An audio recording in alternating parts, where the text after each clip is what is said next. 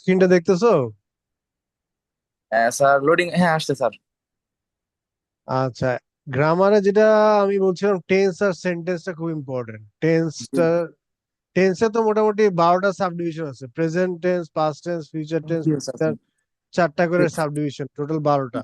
জি আমরা স্যার। সবগুলি দরকার নাই, আমাদের আইএলটিএস এর জন্য আমাদের প্রেজেন্ট টেন্সের দুইটা ইয়া নিলে আমরা পারবো। প্রেজেন্ট টেন্সের কোন দুইটা স্যার? আমি দেখাচ্ছি। প্রেজেন্ট ইনডিফিনিট টেন্স বা সিম্পল প্রেজেন্ট টেন্স, জি আর স্যার। প্রেজেন্ট কন্টিনিউয়াস বা প্রেজেন্ট প্রগ্রেসিভ টেন্স। এই দুইটা নিয়ে আমরা আলোচনা করবো আজকে। ঠিক আচ্ছা, আছে? Present infinite, present, present continuous. হ্যাঁ, প্রেজেন্ট পারফেক্ট আর পারফেক্ট প্রগ্রেসিভ দরকার হয় না আইএলটিএস এ, অত বেশি আচ্ছা আসে না, স্যার। ইউজ করার অতটা ইয়া নাই, অপশন নাই। জি স্যার। প্রেজেন্ট ইনডিফিনিট কে বলা হয় সিম্পল প্রেজেন্ট টেন্স। এখানে স্ট্যাটিক বা হ্যাবিচুয়াল মানে, স্ট্যাটিক মানে হ্যাবিচুয়াল, অভ্যাসগত বা ইটারনালি ট্রু অ্যাকশন, যেগুলি ইউনিভার্সাল ট্রুথ, চিরবার সেই চিরন্তন চিরন্তন সত্য যেগুলো চিরন্তন এগুলো সত্য, আছে। হ্যাঁ, হ্যাঁ হ্যাঁ। সেগুলিকে বলা হয় সিম্পল প্রেজেন্ট টেন্স। এই ওয়ার্ড গুলি আছে, ইটালিক ওয়ার্ড গুলি, এগুলি যদি থাকে তাহলে সিম্পল প্রেজেন্ট টেন্স হয়। Always, regularly.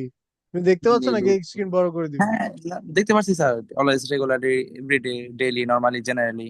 আচ্ছা, always, regularly, everyday, daily, normally, generally, usually, occasionally, sometimes, often, rarely, frequently, nowadays, naturally, seldom মানে হঠাৎ, constantly, never, every week, every year, once a year, on a week, at times, at present, now and then, or all the time।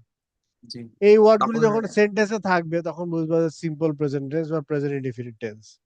G sir. এখানে যে স্ট্রাকচারটা আমরা দেখি, subject plus verb plus object, জি এটা sir. হচ্ছে একদম simple present টেন্সের স্ট্রাকচার, স্ট্রাকচার স্ট্রাকচার। জি স্যার। Regular structure. এখন যদি থার্ড পারসন সিঙ্গুলার নাম্বার থাকে সাবজেক্টে, তাহলে ভার্বের সাথে এস বা ইএস এস বা যুক্ত ইএস হবে। যোগ হয় থার্ড পারসন হ্যাঁ, সিঙ্গুলার আর নাম্বার থাকলে। অবজেক্ট আগের মধ্যেই থাকবে। জি। আমি কিছু দেখাই, এখানে আবার ইয়াও আছে, পার্সনও আছে। জি।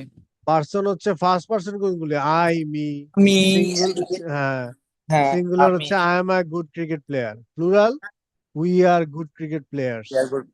সেকেন্ড পার্সন হচ্ছে you, your. You are an irresponsible person, singular.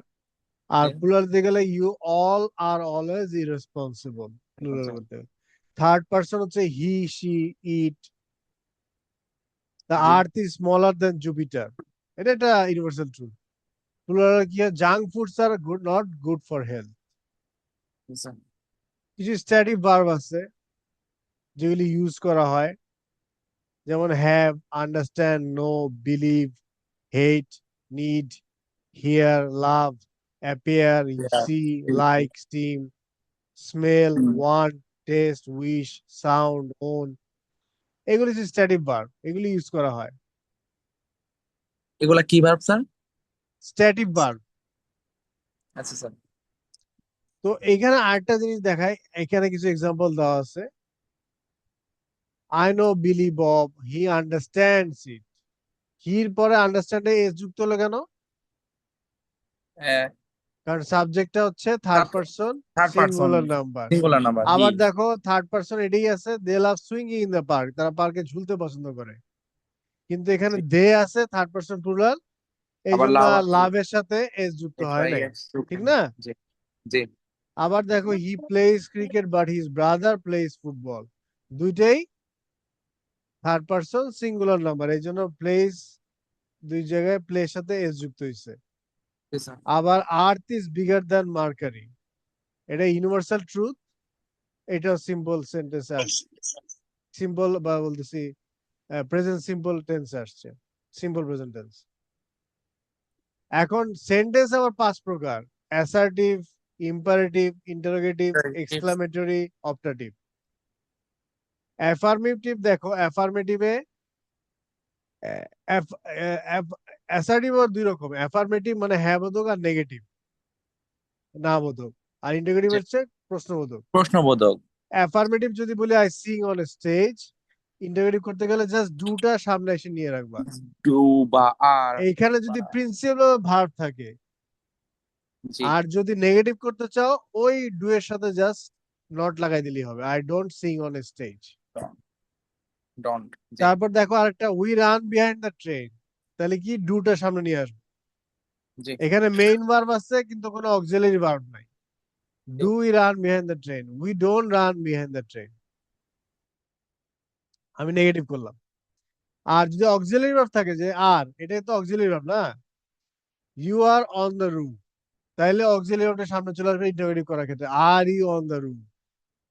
Negative, you are not on the room, এই অক্সিলারি ভার্বের সাথে নট অ্যাড করে দিলে হবে, you are not on the room. Alan writes well, রাইটের সাথে অ্যালান যেহেতু থার্ড পারসন সিঙ্গুলার নাম্বার, রাইটের সাথে এস যুক্ত হয়েছে, ঠিক না? হ্যালো, শুনতেছো? জি স্যার শুনতে আছি।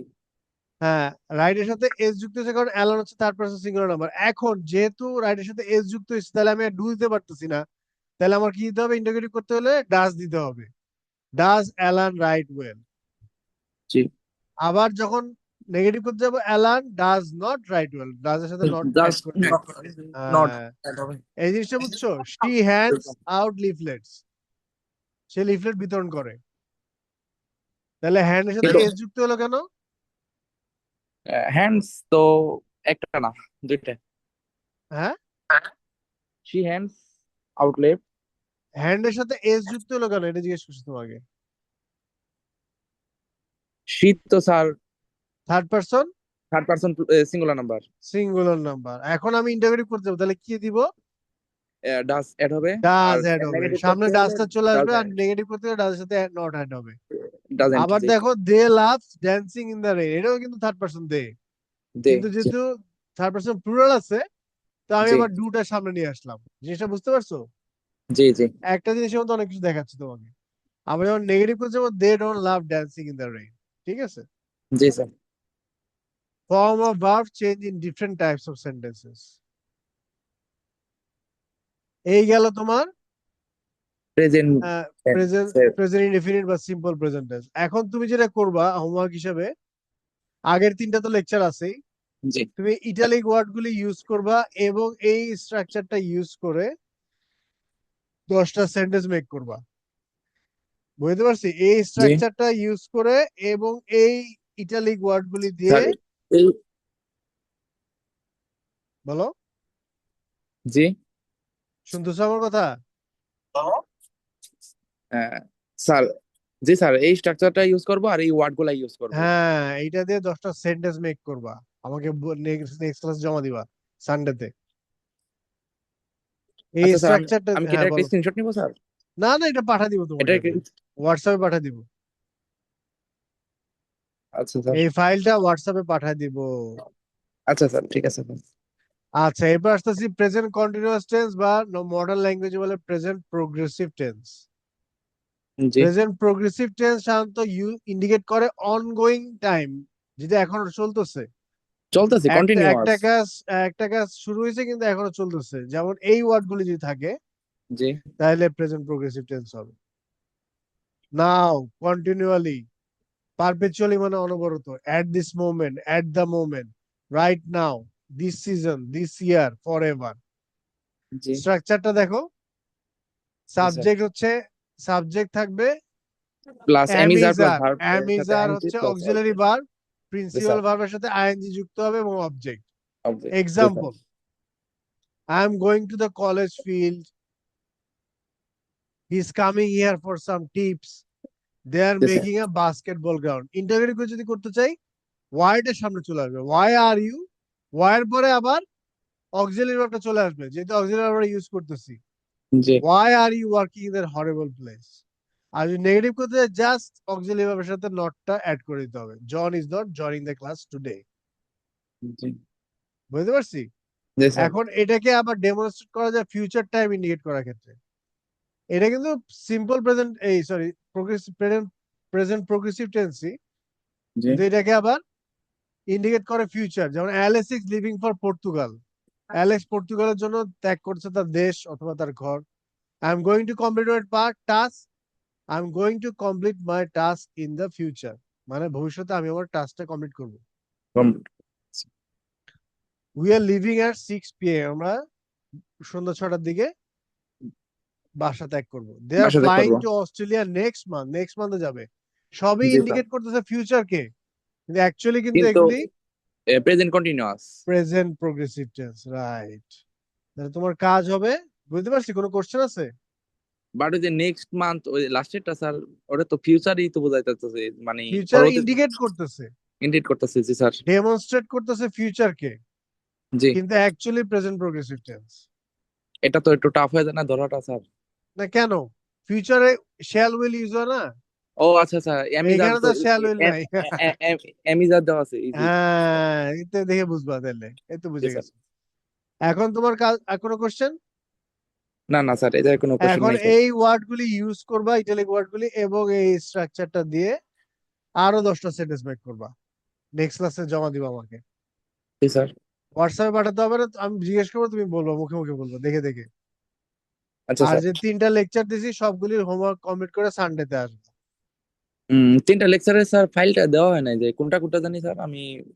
ফাইল দেয়নি তোমাকে? না না স্যার।